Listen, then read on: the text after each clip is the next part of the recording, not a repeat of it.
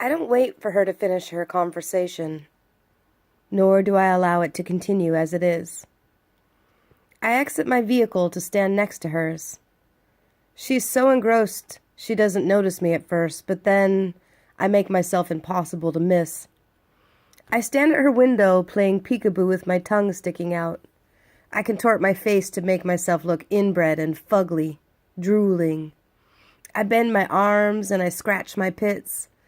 I jump around like a monkey wearing a little red suit clanging on cymbals to start a happy dance parade.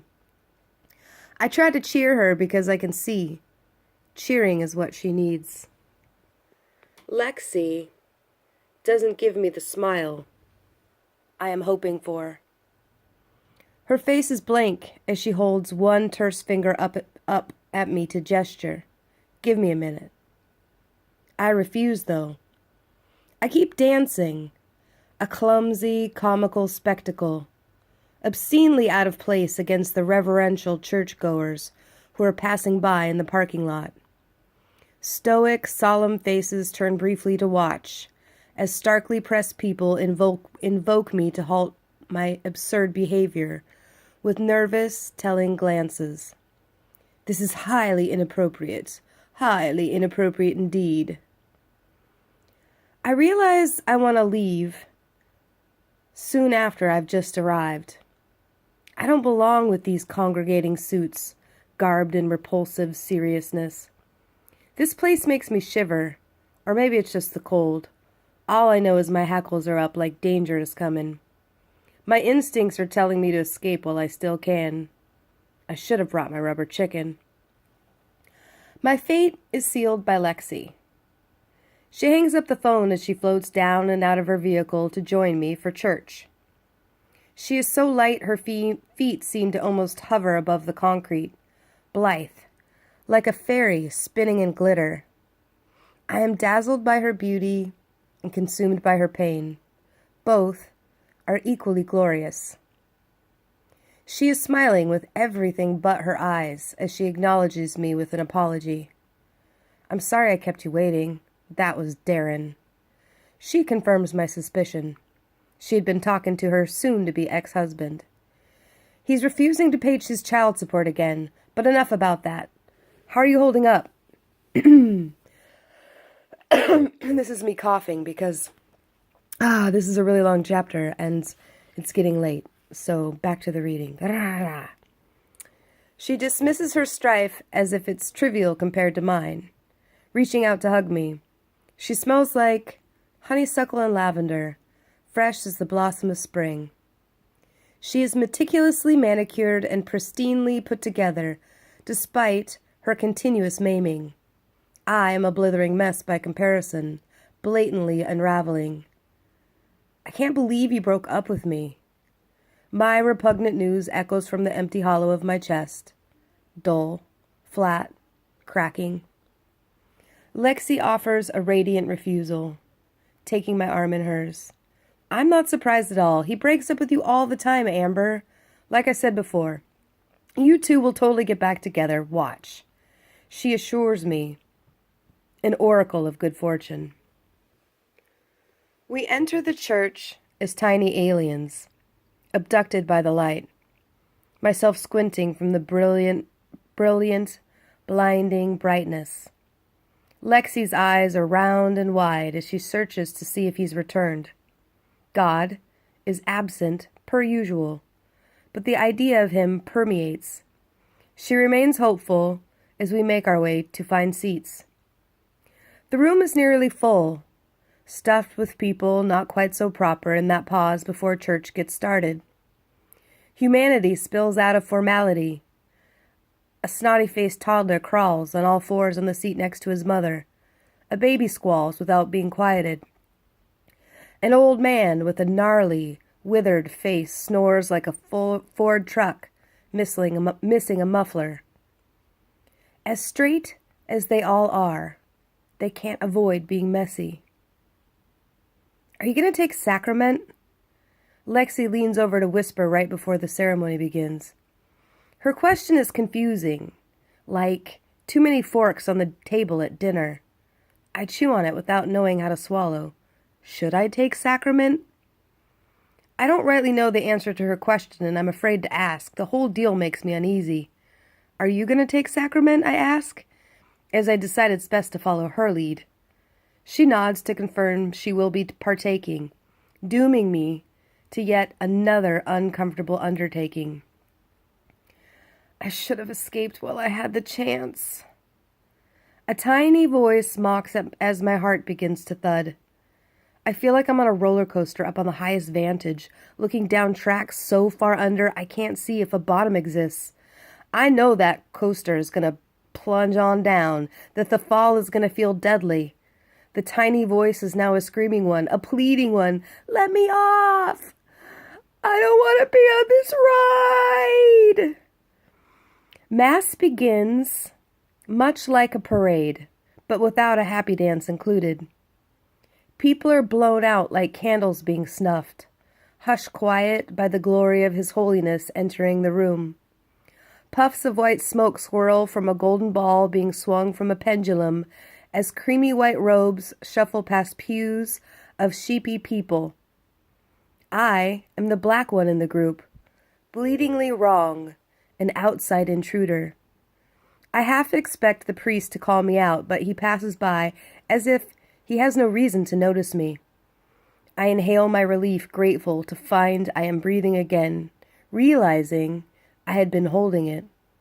The room stands at attention, with worshipping soldiers ready with alms for all poor sinners. Every man, woman, and child now in full composure, regimented by ritual.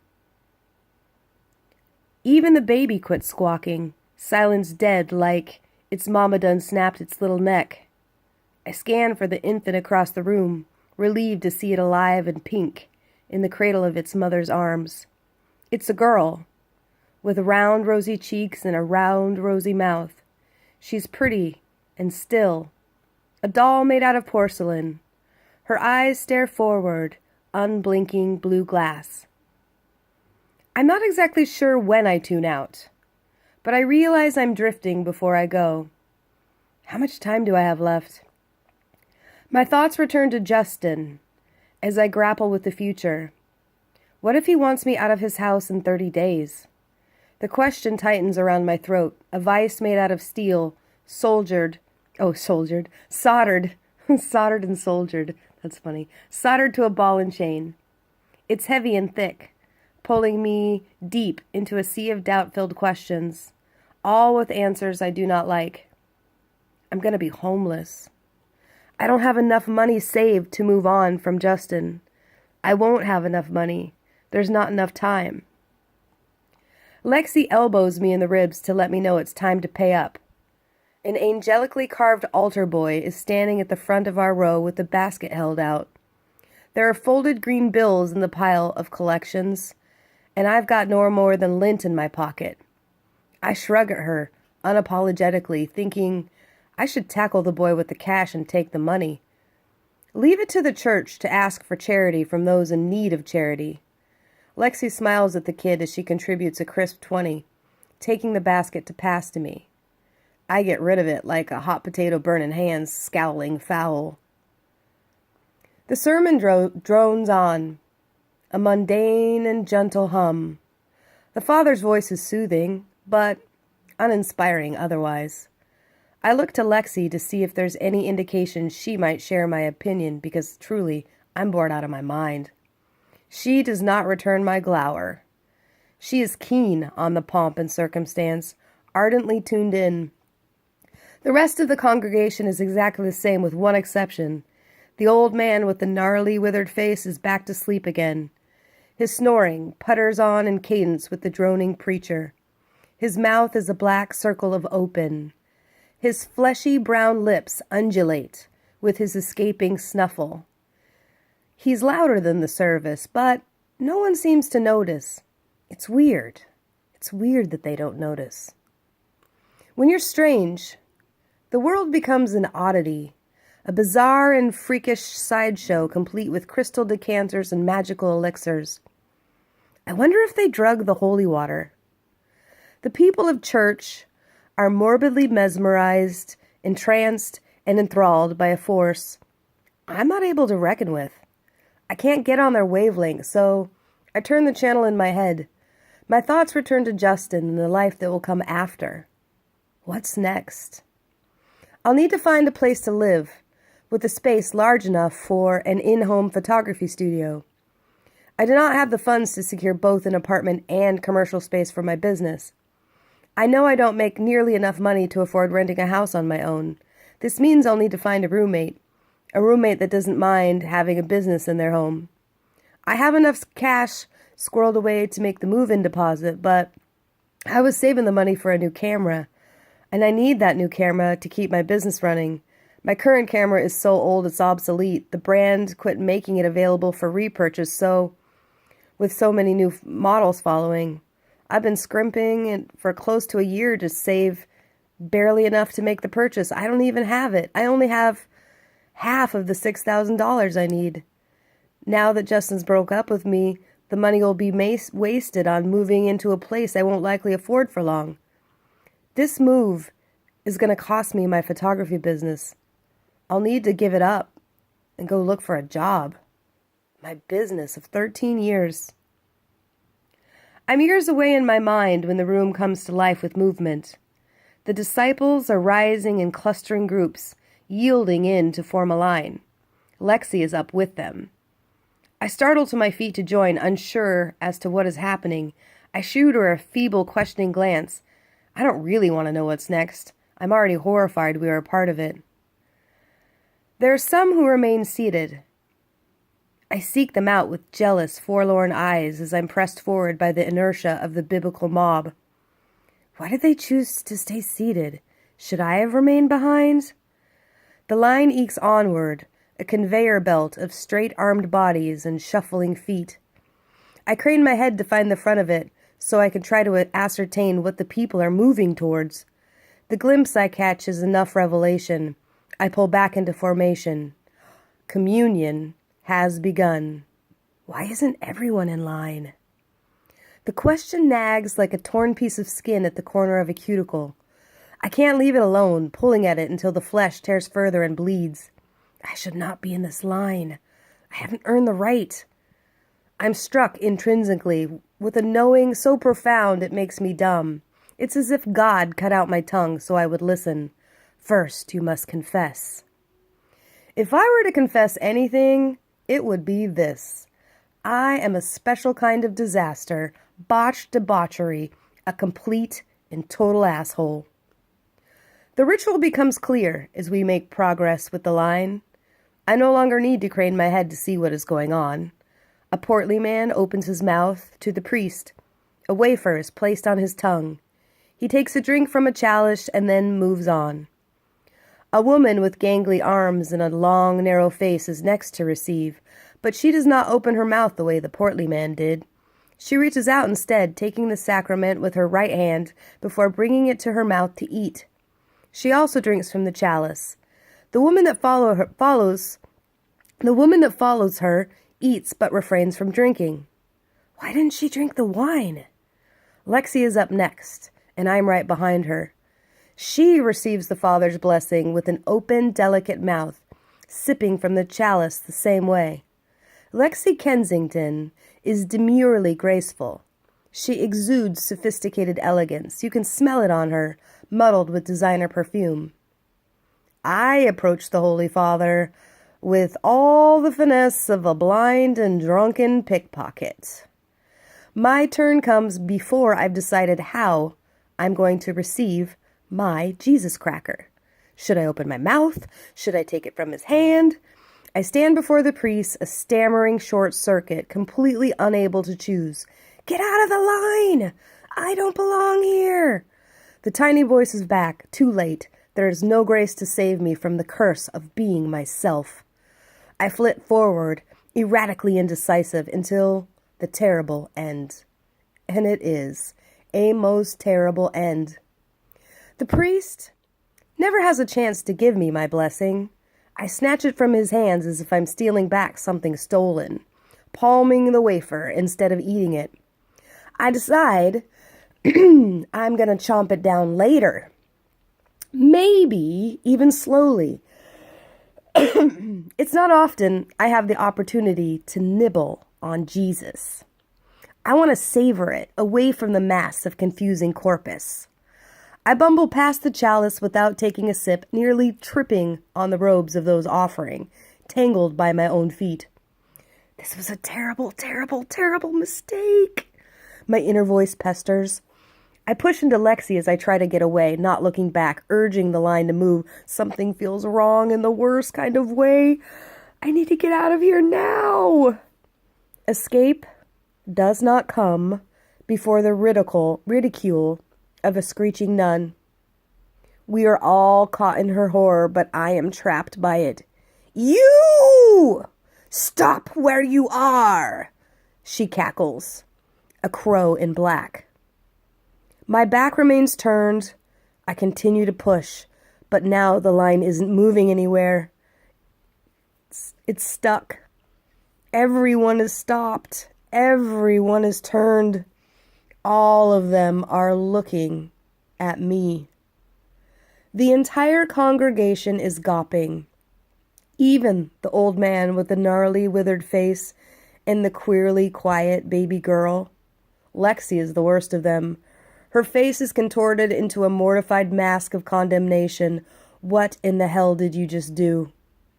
I can see the questions in her eyes, but I am just as confused as she is. It's abundantly clear I've caused some sort of church blunder, but I'm at a loss as to what it is. You must eat it! You must eat it now! The nun hails on me hard, knocking me in the head with her demand as if she means to stone me to death if I don't listen, if I refuse. I turn towards her, ready for combat, ready to run. Eat it! The nun repeats herself. You are holding the body of Christ in your hand. You need to eat it now! She's irate, gesturing to the cracker I have clutched in my palm. I consider throwing the offering back at her, but I'm thinking better of it. I stand there instead, dense and doomed, weighing my options as if I still have choices. There's only one thing I can think of. I need to eat my Jesus cracker. I need to eat it now. If you want to know how Jesus tastes, I'll tell you. He wasn't much for flavor. He dissolved in my mouth, mixing to spit before I swallowed him down as a lesson learned. I was mistaken to think I could nibble on him slowly later, away from prying eyes.